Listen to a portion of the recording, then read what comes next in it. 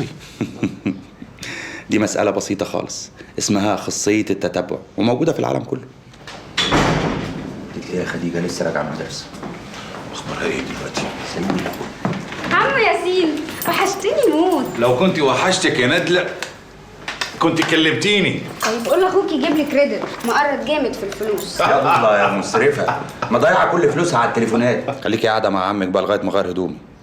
بعد إذنك يا حبيبي. ايوه يا اخي سيبنا شوية عشان نعرف نتكلم. ايه اخبارك ايه يا دودي؟ الحمد لله يا عم. اخبار المذاكرة حد بيضايقك؟ عمري ما ذاكرت زي اليومين دول، ولا عمر بابا وماما ما كانوا كويسين معايا زي دلوقتي. واضح انك كبرت يا دودي. حضرتك عايز تقول عقل؟ لا والله ده انت طول عمرك عاقل.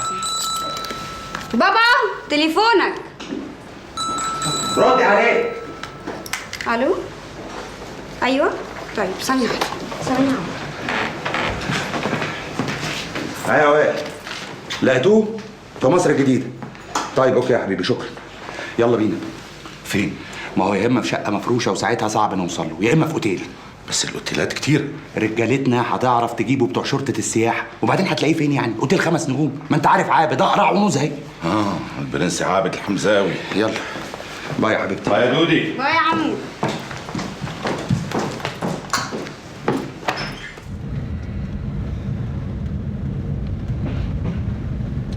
ما تجرب تاني يا عرفان، يمكن يكون فتح تليفونه.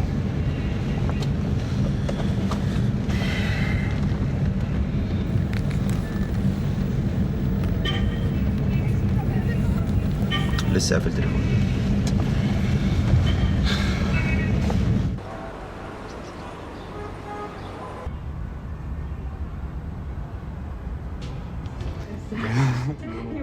But now I guess I'm going to take many courses in French to be completing that if I want to be successful in my life, I don't have to be excused in my job. You know, this is a rule, yes. It's a rule. في نزيد باسم عابد الحمزاوي.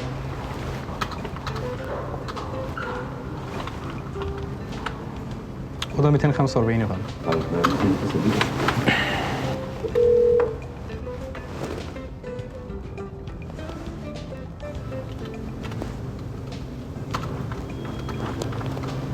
لا ما حدش بيرد يا فندم. مش هتجرب؟ طب نعمل ايه؟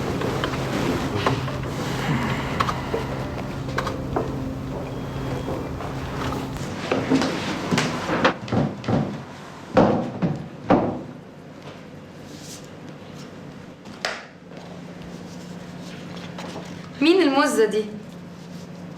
نعم. لو كلمة وجعتك قوي يعني مين الغندورة دي؟ دي المدير اللي هتشتغل معايا في الاعلان الجديد. والله هي دي بقى اللي قعدت سهران بتنقيها ما بين 500 موديل؟ قصدك ايه؟ لا يعني اصل شكلها مش ولا بد. ايه المنظر ده؟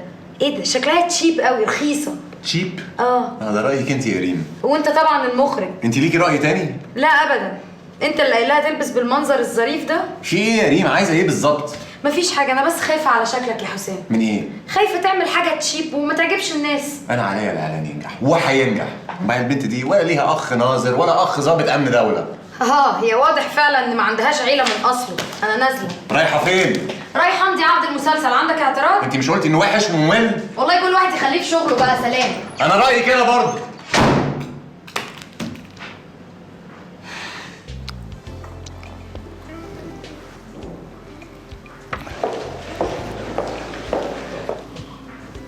اهو عابد جه اهو يا ياسين. مين دي اللي معاه؟ مش عارف يا عابد.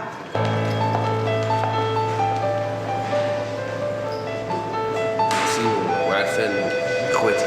ثانية واحدة. مش هتعرفني يعني؟ طبعا طبعا.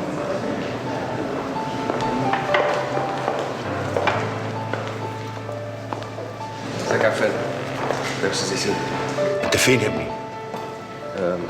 هحكي لك. استاذ ياسين اخونا الكبير وعرفان باشا اخونا الكبير برضه. اهلا وسهلا شرف. اهلا يا هاني. طيب مش تعرفنا؟ إجلال هانم شريكتي في الشغل. ومراتك.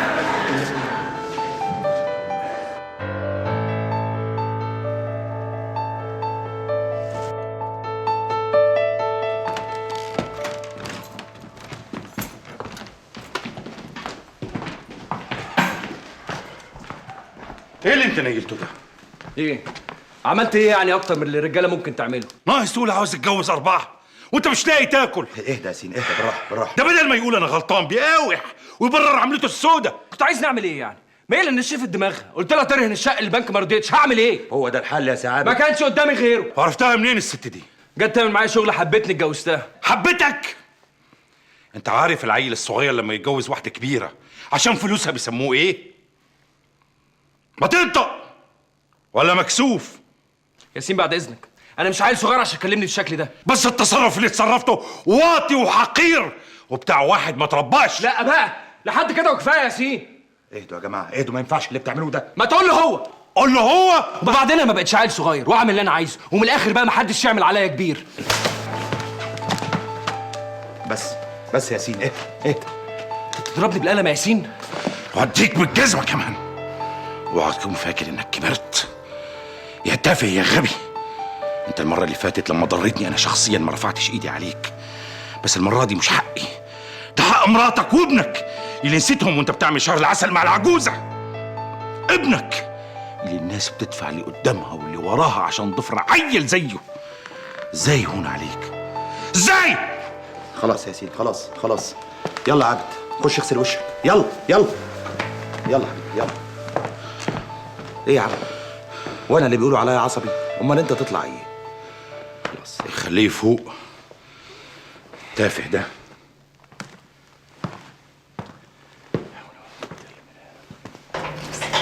ماما جه. السلام عليكم. وعليكم السلام. اهلا اهلا. اتفضل يا ابي. لا اتفضل. ايه احنا لازم نمشي. ما يصحش يا عرفان. ما يصحش تسهرونا اكتر من كده. طب حتى تعالوا اشربوا شاي. لينا عندكم شاي. صباح على خير.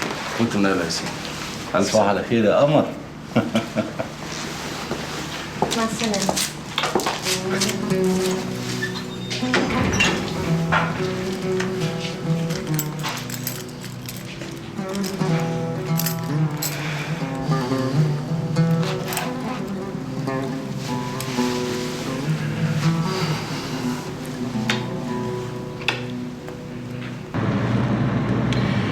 تتأكد بنفسك يا عرفان إن عابد بكرة هيروح للست دي ويقطع الورق العرفي اللي بينهم والموضوع يخلص على كده. حاضر يا ياسين. وأنا هنبه عليه من تاني ما يجيبش سيرة لمراته.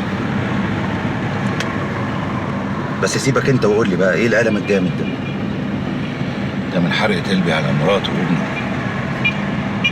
ايوه بس ما كنتش فاكر انك انت يعني لسه بتعرف تضرب لغايه دلوقتي وكده. امال فاكر نفسك يا حضرة الظابط انت بس اللي تقدر عليه؟ اوعى يا واد تكون فاكر نفسك كبرت على الضرب انت الاخر. لو كبرت على اي حد في الدنيا ما كبرش عليك انت يا حبيبي. كده برضو يا عابد هونت عليك؟ ما وحشتكش؟ ما تقوليش كده يا مريم، انا ما كنتش اعرف غلاوتك عندي ولا حب ليكي ولا للولد غير ما بعدت عنكم. طب وما رجعتش ليه؟ انت فاكر ان فلوس الدنيا والشقه دي تسوى حاجه في غيابك؟ عاوز تبيعها ترهنها، اعمل اللي انت عاوزه، بس اوعى تبعد تاني.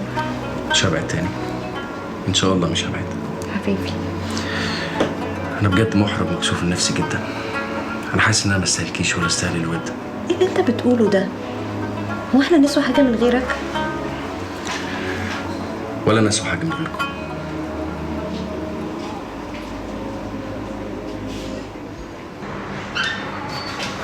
الحمد لله على السلامة يا باشا، كل ده شهر عسل. طلي دوشه بقى، هاتي قهوه وتعالي على المكتب.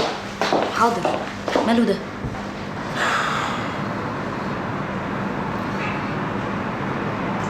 الو، يا هيما، بقول لك ايه، فاكر المجد الصرفي؟